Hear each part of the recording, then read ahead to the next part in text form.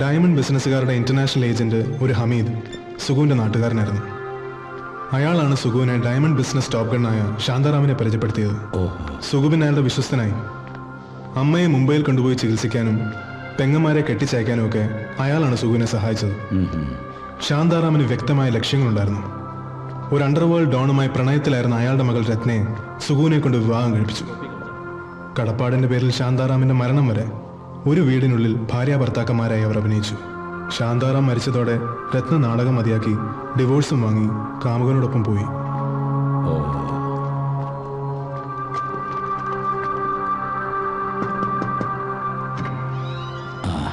Sir, ശരി. ഇതിനിടയിൽ എപ്പോഴെങ്കിലും അവൻ താരയെ കണ്ടിട്ടുണ്ടോ? ഇല്ല. കോളേജിൽ നിന്ന് പിരിഞ്ഞത് പിന്നെ ഈ ഫംഗ്ഷൻ വന്നപ്പോഴാണ് അവളെ കാണുന്നത്. അവളുടെ വരവിന് പിന്നിൽ എന്തോ ഒരു ഹിഡൻ അജണ്ട ഉണ്ടായിരുന്നു സർ, അതുറപ്പാ. ഇല്ല സർ, സാറ് വിളിച്ചതുകൊണ്ട് മാത്രം ഞാൻ ഈ ഫംഗ്ഷന് വന്നത്, അല്ലാതെ എനിക്കൊരു ദുരുദ്ദേശം ഇല്ലായിരുന്നു.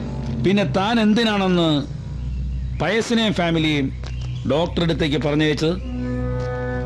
അന്ന് രാത്രി തന്നെ കാണണമെന്ന് താൻ നിർബന്ധിച്ചു എന്നാണല്ലോ ഡോക്ടർ പറയുന്നത്. പറയൂ, പഴയ കണക്കുകളൊക്കെ തീർക്കാനല്ലെങ്കിൽ പിന്നെ പയസിനെ ഇവിടുന്ന് പറഞ്ഞയച്ച് സുഗുവിനെ ഒറ്റപ്പെടുത്തിയത് എന്തിനായിരുന്നു? അന്ന് രാത്രി താനവനെ കണ്ടിട്ടുണ്ട്, അതെനിക്ക് ഉറപ്പാ. പിന്നീട് എന്താണ് നടന്നത്, അതാണ് എനിക്കറിയേണ്ടത്. ഞാൻ പറയാം.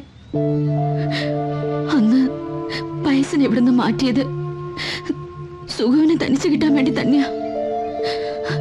പക്ഷേ അത് സാർ ഉദ്ദേശിച്ചതുപോലെ പ്രതികാരം ചെയ്യാനല്ല, പറ്റിപ്പോയ തെറ്റുകൾക്ക് മാപ്പ് പറയാനാ.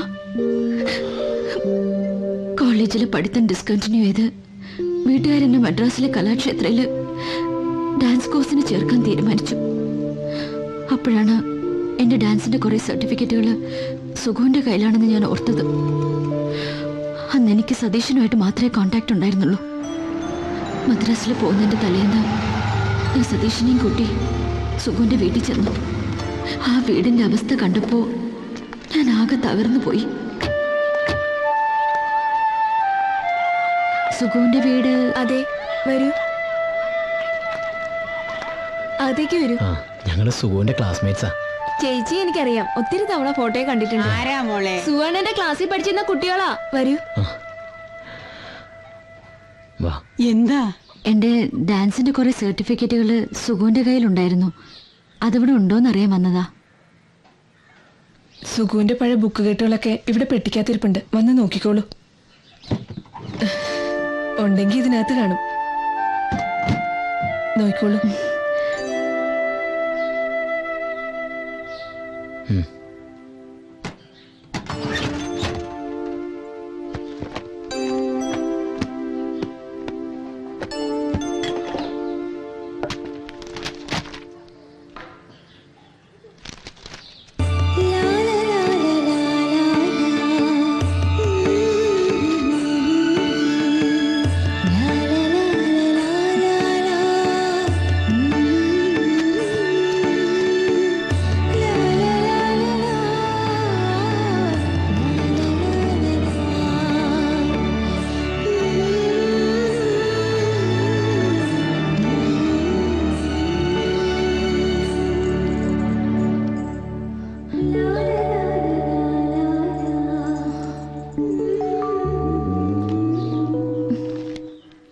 സർട്ടിഫിക്കറ്റൊക്കെ കിട്ടി, ഞങ്ങൾ ഇറങ്ങാ. ഒരു ചായ പോലും കുടിക്കാതെ? ചായ ഒന്നും വേണ്ട, ബോംബെയിലെ സുഗുന് വിശേഷമൊന്നുമില്ലല്ലോ. അവൻ അവിടെ കിടന്ന് നരയിക്കല്ലേ, അതിൽ കൂടുതൽ എന്ത് വിശേഷം ഉണ്ടാവാനാ? എങ്ങനെ നരയിക്കാതിരിക്കും? ഞാൻ വീടാന്തരം കയറി ഇറങ്ങി നടുവൊടിയ അലക്കി കിട്ടിയ കാശ് കൊണ്ടാ അവനെ കോളേജിൽ അയച്ചത്. മുണ്ട് മുറുക്കി കൊടുത്തും ഇതുങ്ങളെ പട്ടിണി കിട്ടുവാ ഹോസ്റ്റലിലേക്ക് മാസം തോറും കാശ് അയച്ചു കൊടുത്തത്. എന്നിട്ട് പരീക്ഷ പോലും എഴുതാതെ എല്ലാം കൊണ്ടുപോയി തൊലച്ചില്ലേ? അമ്മേ, നീ ഉണ്ടായിരിക്കടി. അവൻ ഡിഗ്രിക്കാരനാവുന്നതും ജോലിക്കാരനാവുന്നതും നല്ലൊരു ജീവിതം ഉണ്ടാവുന്നതും സ്വപ്നം കണ്ട ഇതുങ്ങള് ഇനി നാട്ടുകാരുടെ വീഴ്പലക്കി കിട്ടുന്ന കാശ് അവന് ബോംബെക്ക് അയച്ചു കൊടുക്കണം. ഒരു ഡിഗ്രി പോലും ഇല്ലാതെ അവൻ എന്ത് ജോലി കിട്ടാനാ? ഒരുത്തം കെട്ടവൻ. അവൻ ഗുണം പിടിക്കില്ല.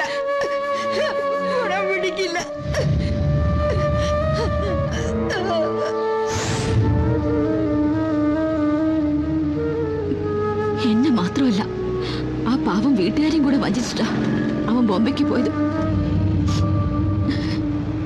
ദുഷ്ടനവൻ. അവന്റെ കയ്യിൽ നിന്ന് ഞാൻ രക്ഷപ്പെട്ടത് തന്നെ ഭാഗ്യം. സ്വന്തം അമ്മയുടെയും പെങ്ങന്മാരുടെയും കണ്ണീര് കാണാൻ കഴിയാത്ത തനി ഹിപ്പോക്രേറ്റാണവൻ.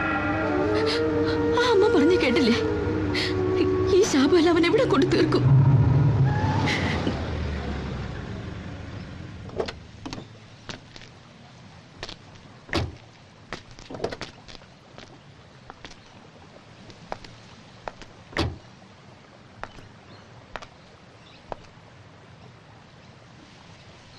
ആ അമ്മയുടെ ശാപവാക്കുകള് അവൻ്റെ തലയിലല്ല, എൻ്റെ തലയില വീണത്.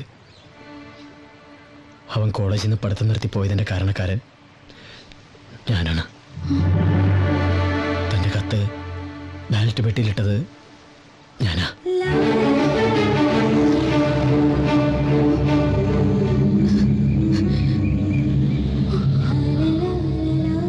ആ ഷോക്കിൽ നിന്ന് റിക്കവർ ചെയ്യാൻ എനിക്ക് കുറച്ച് നാളുകൾ വേണ്ടി വന്നു. പിന്നീട് മദ്രാസിൽ നിന്ന് ആദ്യത്തെ വെക്കേഷൻ വന്നപ്പോൾ സുഗുവിൻ്റെ ബോംബെയിലെ അഡ്രസ്സ് മേടിക്കാൻ ഞാൻ വീണ്ടും അവൻ്റെ വീട്ടിൽ പോയി. പക്ഷെ അപ്പോഴേക്കും സുഗു അമ്മയും സിസ്റ്റേഴ്സിനെയും ബോംബെക്ക് കൊണ്ടുപോയിരുന്നു. എൻ്റെ ആദ്യത്തെ ഡാൻസ് പ്രോഗ്രാം ബോംബെയിലെ ഷൺമുഖാനന്ദ ഹാളിൽ വെച്ചായിരുന്നു. അന്ന് അവിടെ അത് അറേഞ്ച് ചെയ്തെന്ന മണി നായർ സുഗുവിൻ്റെ ബോസ് ശാന്താറാമിൻ്റെ ഫാമിലി ഫ്രണ്ടായിരുന്നു. അയാളിൽ നിന്നാണ് സുഗുവിൻ്റെ കല്യാണം കഴിഞ്ഞ വിവരം ഞാൻ അറിയുന്നത്. വിഷമമൊന്നും തോന്നിയില്ല. അവൻ്റെ കുടുംബത്തെ രക്ഷിക്കാനാണ് അത് ചെയ്തതെന്ന് എനിക്കറിയായിരുന്നു. പിന്നീട് ഈ മണി നായർ എൻ്റെ നോർത്ത് ഇന്ത്യൻ പ്രോഗ്രാമുകളുടെ കോർഡിനേറ്ററായി. അയാളിൽ നിന്നും സുഗു ഡൈവേഴ്സ് ആയതുവരെയുള്ള കാര്യങ്ങൾ ഞാൻ അറിയുന്നുണ്ടായിരുന്നു. പണ്ട് ഞാൻ അവനൊന്ന് വിശ്വസിക്കാൻ കൂട്ടാക്കിയിരുന്നെങ്കിൽ അവന് ഈ ഗതി വരില്ലായിരുന്നു. എല്ലാം ഏറ്റു പറഞ്ഞ് അവനോട് മാപ്പ് പറയാനാ ഞാൻ ഈ ഫംഗ്ഷന് വന്നത്. ഡെസേർട്സ് പിന്നെ എടുക്കാം. These are all South Indian dishes. Hope you are enjoying the food. Yeah, very nice. അതോ പറയ്. ഈ ഇരിക്കുന്ന നോൺ വെജ് ആണ്. അപ്പൊ ഇതോ കഴിക്കുക. ഹലോ, ഐസ്ക്രീം കഴിക്കാൻ ഇല്ലയോ? പേടിക്കണ്ട, ഉപദ്രവിക്കാനൊന്നല്ല. എനിക്ക് കുറച്ച് സംസാരിക്കണം. ജനറേറ്റർ റൂമിന്റെ അടുത്തേക്ക് വരാൻ പറ്റുമോ?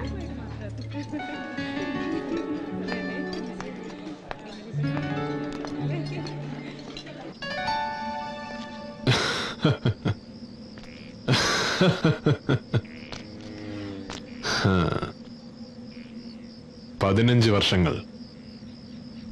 വർഷങ്ങൾ വേണ്ടി വന്നു നിനക്കെന്റെ സ്നേഹം മനസ്സിലാക്കാൻ, എന്നെ മനസ്സിലാക്കാൻ. തന്നെ ഞാൻ കുറ്റപ്പെടുത്തുകയല്ല, വിധിയായിരിക്കും. വിധി പല രൂപത്തിൽ എന്റെ മുന്നിൽ പ്രത്യക്ഷപ്പെട്ടിട്ടുണ്ട്. ആദ്യം ഒരു ജീവിതം വെച്ച് നീട്ടി കൊതിപ്പിച്ചിട്ട് അത് തിരിച്ചെടുത്ത് കളഞ്ഞ താരാക്കുറുപ്പിന്റെ രൂപത്തിൽ. പിന്നീട് മുംബൈയിലെ പട്ടിണിക്കാലത്ത് ഒരു ജീവിതമാർഗം ഉണ്ടാക്കി തന്ന ശാന്താറാമിന്റെ രൂപത്തിൽ. ഒടുവിൽ എന്നെ കൊണ്ട് ഭർത്താവിന്റെ വിഡ്ഢിവേഷം കെട്ടിച്ച രത്ന ശാന്താറാമിന്റെ രൂപത്തിൽ. എനിക്കിപ്പോ ആശകളോ പ്രതീക്ഷകളോ ഒന്നുമില്ല താര. ഒരുപാട് വൈകിപ്പോയി മാപ്പ് പറച്ചലിനോ കുറ്റബോധത്തിനോ ഒന്നും എന്റെയോ തന്റെയോ ജീവിതത്തിൽ ഒരു മാറ്റവും വരുത്താൻ പറ്റില്ല. ചിലപ്പോൾ ശരിയായിരിക്കും. കഴിഞ്ഞ കുറേ വർഷങ്ങളായിട്ട് എൻ്റെ ജീവിതത്തിൽ ഒരു മാറ്റം ഉണ്ടായിട്ടില്ല. സ്ഥിരം വേദികൾ, സ്ഥിരം സംഘാടകർ, കൈയടിക്കുകയോ നിസ്സംഗരായി നോക്കിയിരിക്കുകയോ ചെയ്യാറുള്ള ആസ്വാദകര്. ഞാനും ജീവിതത്തിലെ ഈ മാറ്റമില്ലായ്മയായിട്ട് പൊരുത്തപ്പെട്ട് കഴിഞ്ഞു. പക്ഷെ സുഖു, എന്റെയും തന്റെയും ജീവിതം രണ്ടു വഴിക്ക് തിരിച്ചുവിട്ട അതേ വിധി ഇപ്പൊ നമ്മൾ ഇവിടെ കൊണ്ടുവന്ന് നിർത്തിയിരിക്കുക. അത് വെച്ച് നീട്ടുന്നത് നമ്മുടെ പഴയ സ്വപ്നങ്ങളാ. പഴയ ഉണ്ടക്കണ്ണിക്കും പൊടിമിശക്കാരനും അത് സ്വീകരിച്ചൂടെ?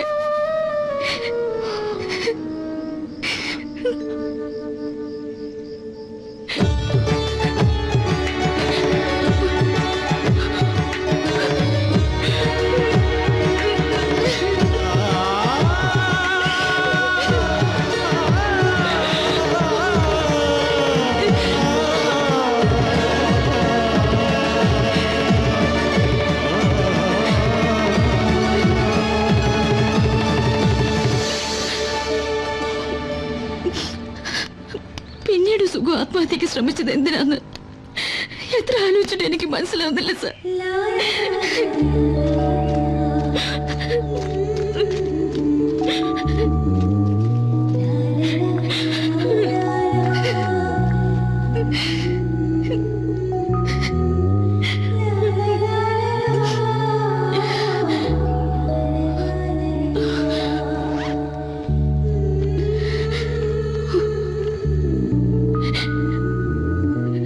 നമ്മൾ അന്ന് കണ്ട കാര്യം അയ്യർ സാറിനോട് പറയേണ്ടി വന്നു. പക്ഷേ പിന്നീട് അവിടെ നടന്ന ഒന്നും ഞാൻ പറഞ്ഞിട്ടില്ല. ഒരിക്കലും ആരോടും പറയില്ല.